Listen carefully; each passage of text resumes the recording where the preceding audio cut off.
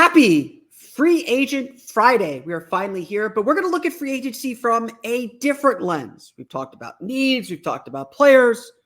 Let's talk about lineups and the lineups that worked and didn't for the Orlando Magic and how they could fix them. It's time for Locked On Magic. You are Locked On Magic, your daily Orlando Magic podcast, part of the Locked On Podcast Network, your team every day.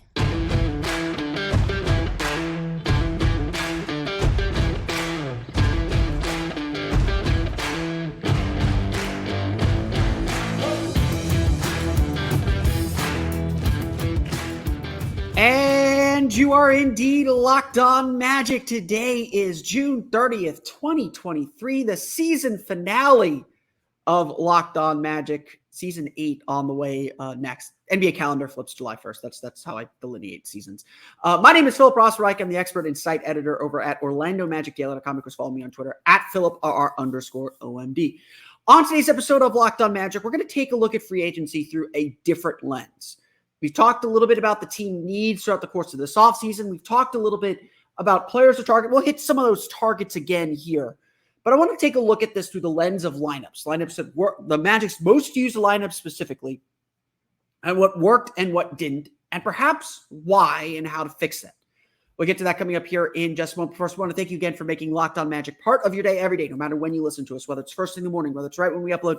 We truly appreciate you making Locked On Magic part of your day every day. Remember, there's a great Locked On podcast covering every single team in the NBA. Just search for Locked On and the team you're looking for, the Locked On Podcast Network. It's your team every day. Today's podcast is brought to you by Gametime. Download the Gametime app, create an account, and use code LOCKEDONNBA for $20 off your first purchase. Last-minute tickets, lowest price, guaranteed.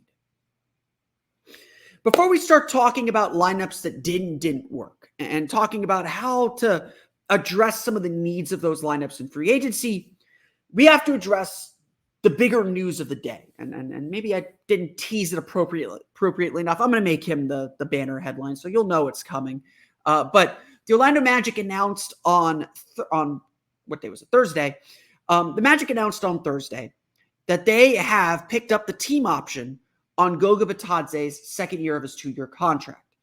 This is a bit of a surprise, a little bit of a surprise in that essentially a lot of us, and maybe this is a false choice, but a lot of us kind of assumed that the Magic were debating somewhat between Goga Bitadze and Mo Wagner for that backup / third center spot.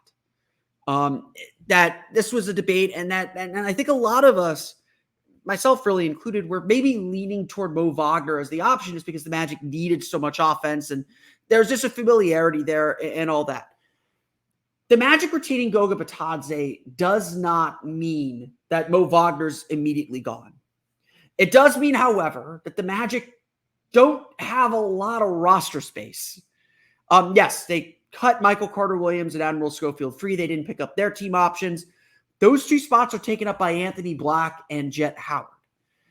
So unless the Magic are cutting one of the 4 players that have non-guarantees, and Gary Harris, Bol Bol, and Markelle Fultz all have their contracts fully guaranteed as after June 30th. If they're not cut today, they're on the team, or their contracts are fully guaranteed.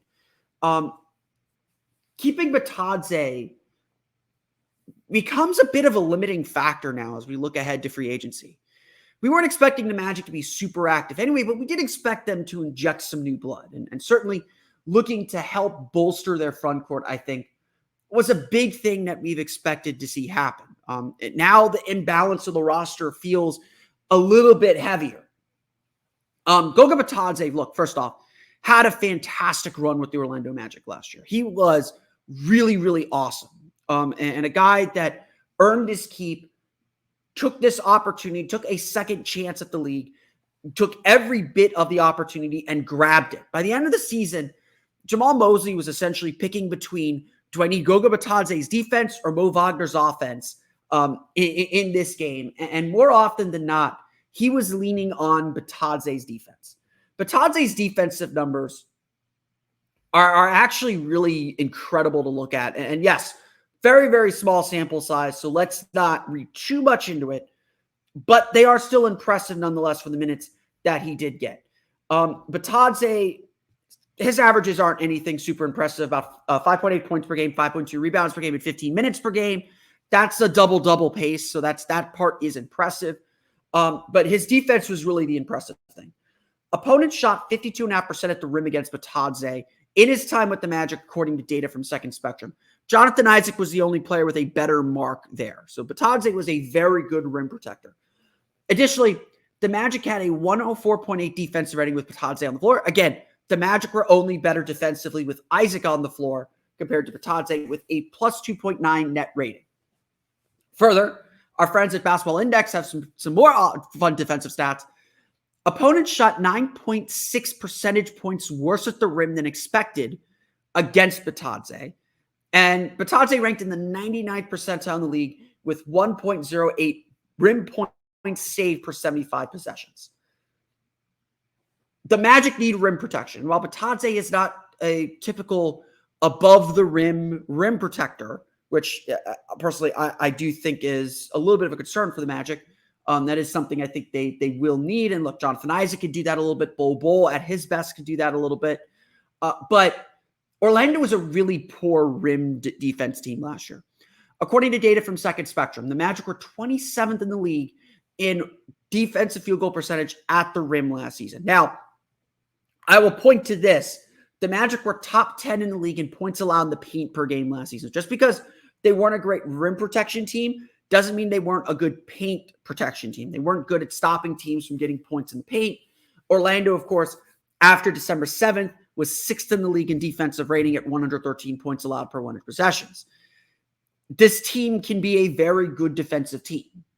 There are holes, there are little like kind of holes that allow air to seep out of the balloon slowly, but nothing you can't plug up a little bit. And at the end of the day, what I look at, again, it might be a false decision. So I don't want to like frame everything so much as a decision between one style or another or one player or another. But keeping Bitadze to me does signal what the Magic are looking for in the center position.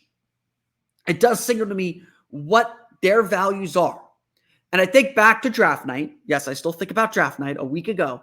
I think back to draft night, and my takeaway from hearing Jeff Weltman and Jamal Mosley talk about Anthony Black and Jet Howard was that those two players just fit the principles that this Magic team has, that this Magic team wants to be building with, that they kind of the building blocks that they're looking for from players.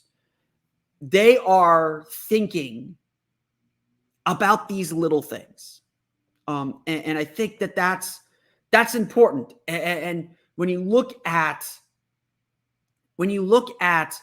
what the Magic did and their decision to keep Bitadze under that kind of framework, it makes sense. No, Bitadze isn't super long. He isn't super switchy. And maybe that is something the Magic are looking for.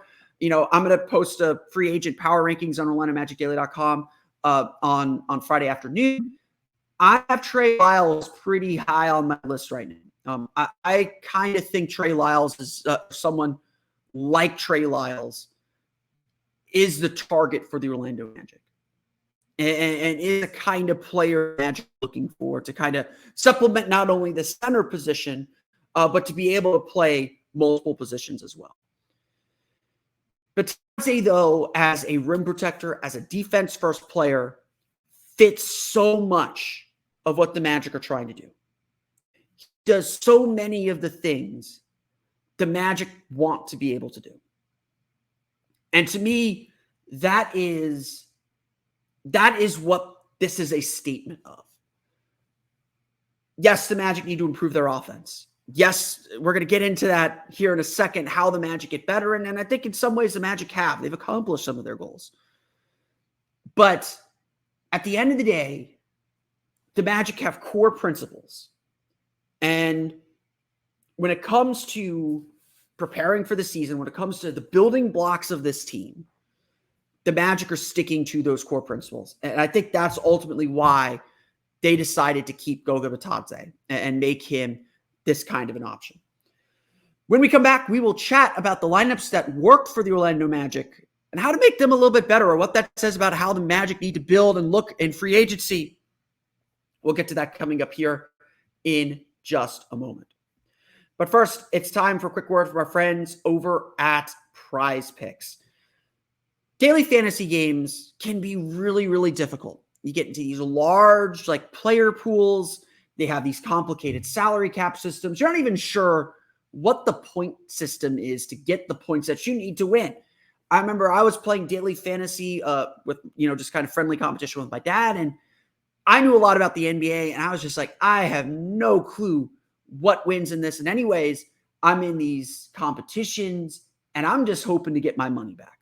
Well, I got a better way to play daily fantasy, and that's with PrizePicks. With PrizePicks, you just pick 2 to 6 players and predict whether they're going to score more or less than their PrizePicks projections. You want to say more, you pick more. You want to say less, you pick less. It's that simple. And if you get them all right, you can win up to 25 times your money on any entry. There's no competing against other people. It's just you versus the projections available. And PrizePicks offers projections on any sport that you watch, including NBA, MLB, NHL, PGA, college sports, WNBA, you name it, they got it. Entries can be made in 60 seconds or less. It's really that easy. They offer safe and fast withdrawals.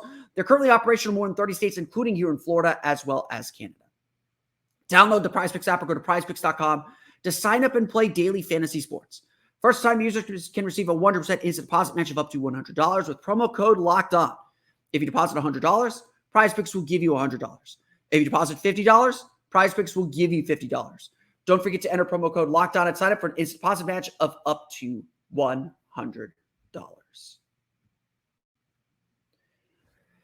As we get set for free agency to begin, I want to invite you all to join my Subtext community. You can go to joinsubtext.com/LockedOnMagic to join our community today. I'm going to provide my instant thoughts on free agent signings, as well as goings on around the NBA, and then get you ready for Summer League. Now is the time to join and use your free trial. Check it out today. Join subtext.com/LockedOnMagic. It's like having my cell phone. Yeah, that's the Larry Ryan Trevi. That's like having my cell phone. It's like having my cell phone number. You can text me directly and I will text you back. It's true. Check it out today. Join subtext.com/LockedOnMagic. All right.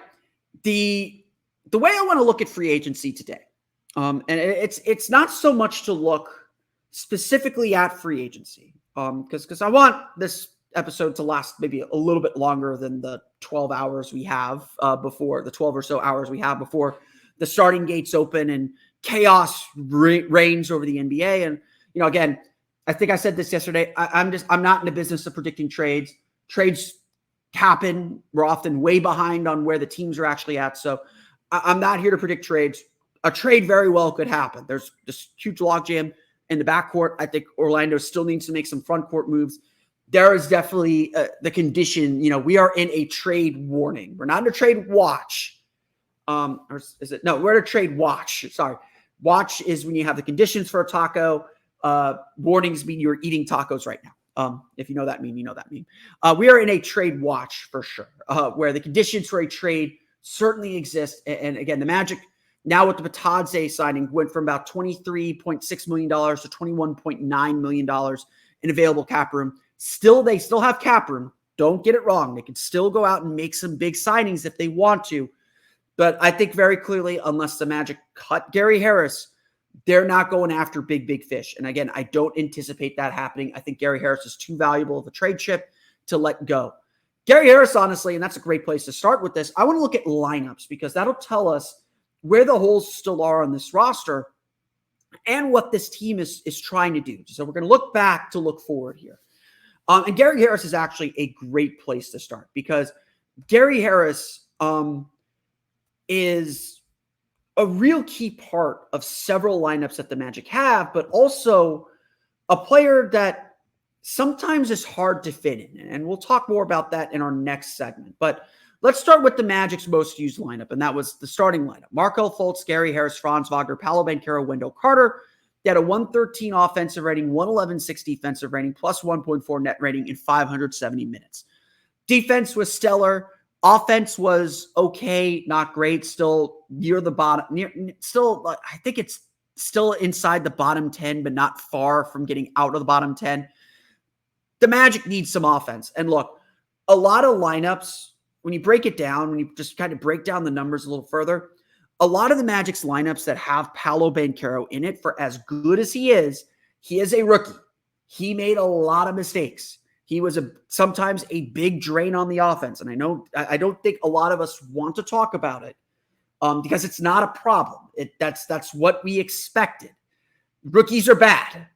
It doesn't matter how good a rookie is. Rookies are bad. And so a lot of us who follow these numbers, I don't think we wanted to talk about it, or, we understand the context of it, but a lot of lineups with Paolo Banchero as the lead player on offense were really bad. He was really inefficient in his rookie year. And again, you expect that. You want him making those mistakes. The Magic wanted him making those mistakes. One of the big areas that this team is going to grow this year, and why I don't think the Magic need to make crazy big moves, because they don't need to kind of limit or stop this growth, is they need to give Paolo the space to make these mistakes, to learn how to be that top player. They're not ready. Again, that's why I don't think the Magic were ready for an all-in move last summer. It's why I don't think the Magic are ready for an all-in move this summer. They need to let Paolo learn how to make mistakes, learn how to be a leader, learn what a good shot is, learn what a bad shot is, learn where he could get to his spots. Like, we've seen the videos of him. He looks cut. It's like incredible. The shape that he looks like he's in right now. He looks ready to play. Team USA is going to be getting a good one. But so many of these lineups that I looked through, a lot of the offensive drain is Paolo Banchero. Again, and that's not a bad thing. So a lot of the improvement that I think we'll see from this roster is from internal improvement, is from getting better. We're going to go through a lot of these lineups, and shooting, like, offense is obviously going to be a problem. We know this. There are a lot of bad shooting lineups. There are a lot of lineups that are bad offensively with good shooters, and we have to ask, why is that the case? But this starting lineup works. Undoubtedly. I think they slowed down a little bit toward the end of the season, but this starting lineup works. If anything, its problem is it's got too many guys who need the ball, who are attackers on the ball. Like Paolo Banchero and Markelle Fultz at this point are non-shooters. Gary Harris is a solid shooter. The Magic want the ball in Franz Wagner's hand, so that limits him as a shooter. Wendell Carter is a decent shooter for a center, but teams are happy to let him shoot threes. He's got to find, I think he spent a lot of last year finding the right balance between his three-point shooting and his ability to attack the basket. But this starting lineup largely worked throughout the course of the season. Just really, really good stuff. What is of note, though,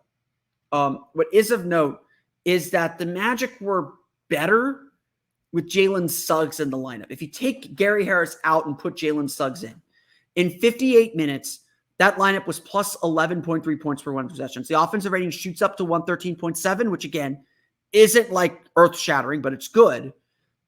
And their defensive rating drops to 102.4, which is incredibly good. Now, they only played 58 minutes together, so their minutes were really limited, so who knows what that translates to. But as we all kind of sense, one of the big areas that this team could get a lot better at is Jalen Suggs. He is a huge wild card for this team. If Jalen Suggs is shooting 36% like he did at the end, like he did after the All-Star break last year, then all of a sudden the Magic have a real offensive weapon, a guy who can attack the basket, who can make some plays. And yeah, he's a little reckless with his drives. So I think the Magic are trying to temper that still a little bit, but they have something really, really good. What I think is more interesting is how much better the defense gets. And so part of me believes that this team's identity is very much about switching and being chaotic on defense. They want teams to be uncomfortable with the Magic's size, with their ability to switch, with their ability to just get into the ball. Like Jamal Mosley in Dallas was a pressure defense guy. He wanted his team to possibly even overextend some just to get pressure on the ball. And look, they'll give up points if they overextend, but they're going to tire teams out. They're going to annoy teams. They're going to get under their skin. They're going to create offensive opportunities. And a lot of the Magic's best offense comes off their defense. And so if this team is committed to defense, I think there is something to being a little more chaotic defensively. Now, like Gary Harris, I think is a very good defender, but I think one of the issues with him is his size. And while I think that it's a no-brainer the Magic keep Gary Harris, he's too valuable to let go into free agency right now. you can get something valuable for him in a trade, especially with the way this guard market is looking like right now. There aren't a lot of guards. Like Jordan Clarkson is re-signing. Gary Trent Jr. re-signed. There's a lot of these guards now who are realizing, oh, there isn't that much money to throw around. Like Max Strus is going to get it back from Indiana, but he's not really a guard. He's a forward. I think when the Magic made their 2 picks, that market really dried up fast. And so, like, part of me thinks the solution for Orlando might be, Gary Harris defensively sits back a little bit more. He's not a pressure defender. He's a very good defender, but he's not kind of the chaos length defender. So I think what's really more interesting about the Magic and the lineups that they might throw out comes in the funky lineups that they do. So we're going to look at some of those funkier lineups here coming up in just a moment. And I'll get to the bench lineup too, because I think that's important to talk about as well. But let's say a quick word from our friends over at Gametime. We all want tickets to the game. Orlando City, I think, has 2 home games this week. They got one on Saturday. They got another one on the 4th on Tuesday. And if you're trying to get into the game, if you're trying to get to Exploria Stadium, Gametime is the place for last-minute ticket deals. Forget planning months in advance. Gametime has deals on tickets right up to the day of the event. You can get exclusive flash deals on tickets for football, basketball, baseball, concerts, comedy, theater, and a whole lot more. The Gametime guarantee means you'll always get the best price. If you find tickets in the same section and row for less, Gametime is going to credit you 110% for the difference. Snag the tickets without the stress with Gametime. Download the Gametime app, create an account, and use code LOCKEDONNBA for $20 off your first purchase. Terms apply. Again, create an account and redeem code LOCKEDONNBA for $20 off. Download Gametime today. Last minute tickets, lowest prices, guaranteed. So today, to just prepare ourselves for free agency, I'm trying to think a little bit more through the lens of lineups, through the lens of the groups that the Magic use the most, and to try and figure out where the weaknesses are and what the Magic are trying to do. The starting lineup, I think, is pretty well set. I do think there will be some open competition for the 2 spot. I think that the Magic would love to see Jalen Suggs kind of make that leap and climb into that spot. But overall, the way to improve that starting lineup is perhaps to allow for some more defensive chaos and to really embrace being a strong defensive team, even if the offense isn't so great. And I think that's something to consider, and that's something to think about and something to look at. The Magic, though, what's really interesting about them is their ability to do these kind of funky lineups. The Magic's second most used lineup last year was Markelle Fultz, Franz Wagner, Paolo Banchero, Bol, Mo Wagner. 106.7 offensive rating, 113.4 defensive rating, a minus 6.7 net rating in 193 minutes. To say the least, this lineup did not work. And this wasn't just a case of the Magic throwing out a lineup because of the injuries that they had early in the season. This was something that, they very clearly wanted to look at. Now, only 193 minutes. There were a lot of these lineups. There weren't very many I think there's only 4 lineups that the Magic used that cleared 100 total minutes on the season. So there was a lot of experimenting and mixing and matching until the Magic kind of settled in on a set rotation and on a set group toward the end of the season. And obviously, again, we saw this team be a 500 team. I think some of this indecision is why. But last season was a year to experiment. And so the Magic experimented at times with bigger lineups like this one. They didn't really get a chance to experiment that much with lineups, with smaller lineups, with Paolo Banchero at the 5 or Paolo, Jonathan Isaac, Franz Wagner together. I am very much on record about this. I think Franz Wagner at the 2 is a mistake. I think that he loses a lot of his quickness advantage and his size advantage if you drop him down to the 2. So I am personally not a fan of playing Wagner at shooting guard for very, very long. That's just my personal preference. I didn't like what I saw. I thought it got rid of a lot of the advantages he had. Then again, some of it just might be lineups. You look at a Markelle Fultz, not a shooter. Paolo Banchero's not a shooter. Bol's not a shooter. Mo Wagner's not a shooter. Mo Wagner's a little bit of a shooter, but that group is just not a group that has a lot of size to them.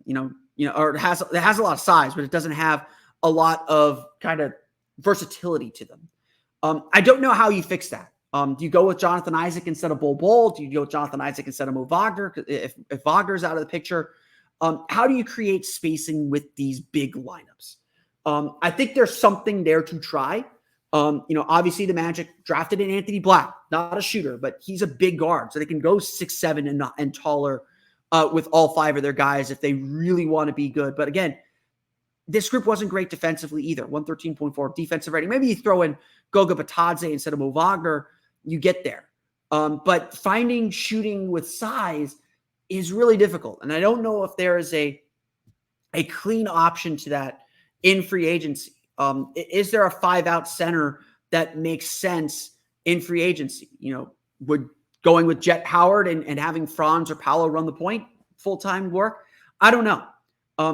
I think there is something there to try in bigger lineups, but I honestly think the way to go for this Magic team is to experiment a little bit more with small lineups, and with smaller groups with Paolo Banchero at center or with Jonathan Isaac at center. I think that's really the direction to go. Another lineup to look at, though, we'll get to the bench group here in a minute, is the 2-guard lineups.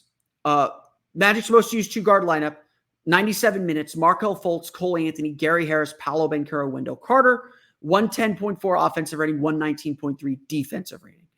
You're probably looking at this lineup thinking, okay, Gary Harris and Cole Anthony are probably the Magic's 2 best shooters. If shooting is so important in the Magic, why doesn't this lineup work on any level?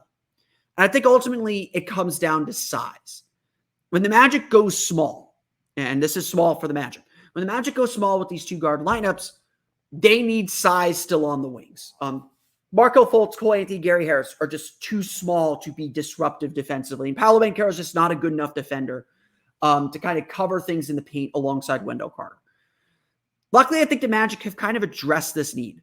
You can obviously bring in Franz Wagner at any moment, but if you're looking for a bench loop group or you're looking for a 2-guard lineup, you could go Markelle Fultz, Cole Anthony, and out Anthony Black. You could go Cole Anthony, Anthony Black, and Jet Howard.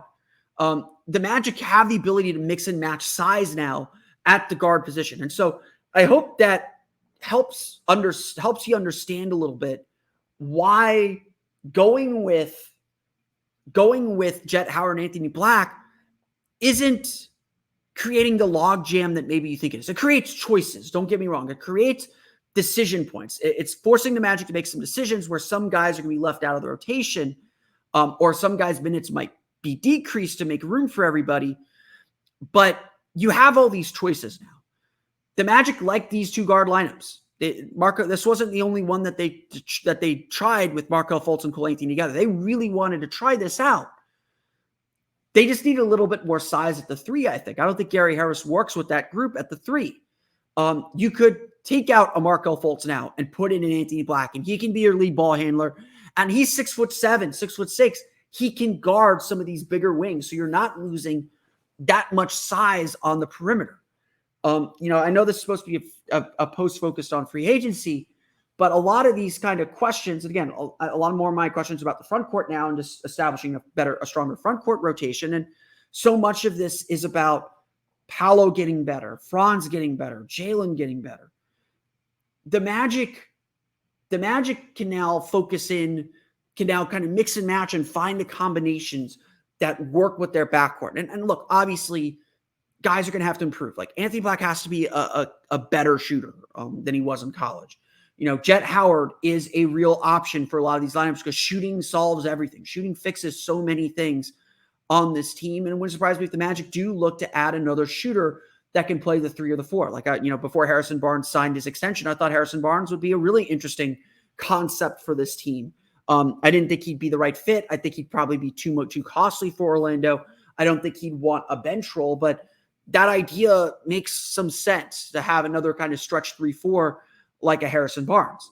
The last lineup I want to talk about is the bench lineup. Is the Magic's bench lineup, which came on really, really strong at the end of the season. In 132 minutes, Cole Anthony, Jalen Suggs, Franz Wagner, Bol, Mo Wagner had a 109.1 offensive rating, 99 defensive rating. Again, there's some really bad offenses here. The plus 10.1 net rating will get the job done in a lot of spaces. The Magic, this was one of the Magic's best lineups all year, in fact. But the offense needs a lot of work. A 109 offensive rating would be by far the worst in the league. The Magic for the season were, I think, 112 or 111. The offense has to be better. And so how do you fix a lineup like this? Well, obviously Jalen Suggs shooting a little bit better would help, but he's in there for his defense. Getting a more consistent Bol perhaps would help. You think that it would be better with a Mo Wagner on offense, but to me, spacing is just the issue. Like, get a Jet Howard in there, get a 3-point shooter, get someone who could space the floor a little bit more consistently than Bol could, because again, Bol's 3-point shooting just fell off the face of the earth late in the season. After about January when he was kind of out of the rotation again. As much of a spark as Cole Anthony provides offensively, so much of this team just needs better spacing and shooting to create driving lanes and to take advantage of the team's strong defense. That's why, again, we all know how much the Magic need shooting. We're not going to sit here and pretend that the Magic don't need shooting. I don't think they're going to get Max Strus. It wouldn't surprise me if they still get a meeting with him. I think Strus is going to get paid more than the Magic are willing to pay, especially considering where does he fit into this rotation. But I think the Magic are going to find, or they hope they'll find, that inserting Jet Howard into a lot of lineups is going to help a lot of things and make a lot more sense. And so when I look at this, when I look at these lineups and I think about what the Magic are trying to do, yes, having a strong defensive center I think helps. So, Goga Bitadze helps a little bit with that. Having a switchable power forward or a playmaking power forward who can play a little bit of center in a pinch, I think that's where the Magic are going to turn. So if you're asking me who are the Magic's targets or what do the Magic need, the biggest need is still shooting, but they address that with Jet Howard. Another issue is making sure they have adequate size to fit their style. They accomplished that by adding Anthony Black and now being able to mix and match some of their players. The biggest need for the offseason then to me is playmaking 4 and still some center depth. And so if you ask me, who are the Magic targeting today as free agency gets set to begin? I think the Magic will be targeting Dwight Powell and Trey Lyles.